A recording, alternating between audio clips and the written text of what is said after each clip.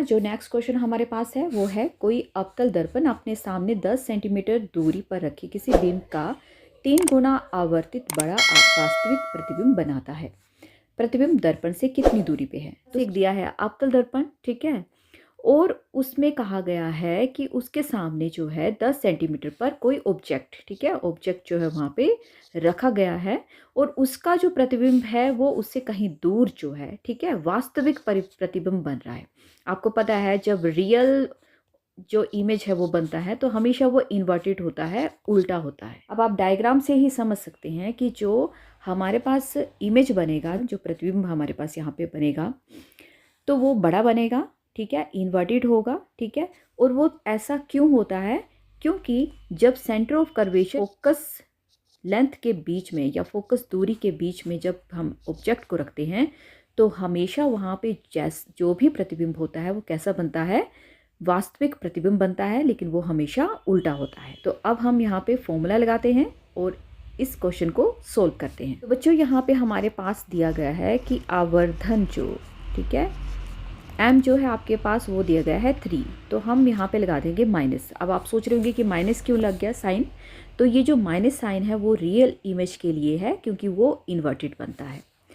दूसरा हमारे पास दिया गया है बिंब की दूरी, ठीक है, बिंब की दूरी यानी कि u is equal to -10 centimetre. प्रतिबिंब की दूरी जो v है आपके पास वो फाइंड आउट करनी है। तो हमारे पास आवर्धन का फॉर्मूला होता है -v/u, ठीक है।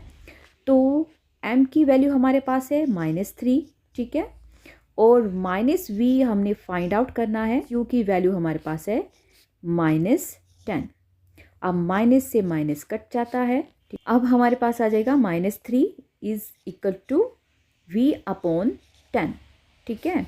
अब हम इसको क्रॉस मल्टीप्लाई कर देंगे और v को हम इस तरफ रखेंगे और यहाँ पे हो जाएगा -3 × 10, तो v की वैल्यू हमारे पास आ जाएगी -30 सेंटीमीटर। नेक्स्ट क्वेश्चन जो है हमारे पास वो है, प्रकाश वायु से 1.50 अपवर्तनांकी कांच की प्लेट में प्रवेश करता है। कांच में प्रकाश की चाल कितनी है? निर्वात में प्रकाश की चाल जो है वहाँ पे 3 × 10⁸ ms दी हुई है। तो बच्चों हमारे पास क्या दिया गया है? अपवर्तनांक n = 1.50।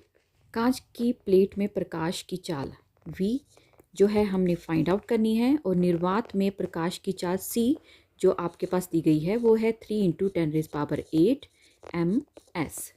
अब आपको फॉर्मूला पता ही है, ठीक है। अपवर्तनांक का फॉर्मूला n = हो जाता है c/v। हम यहाँ से v की वैल्यू भी निकाल सकते हैं, तो c/n हो जाएगा, ठीक है।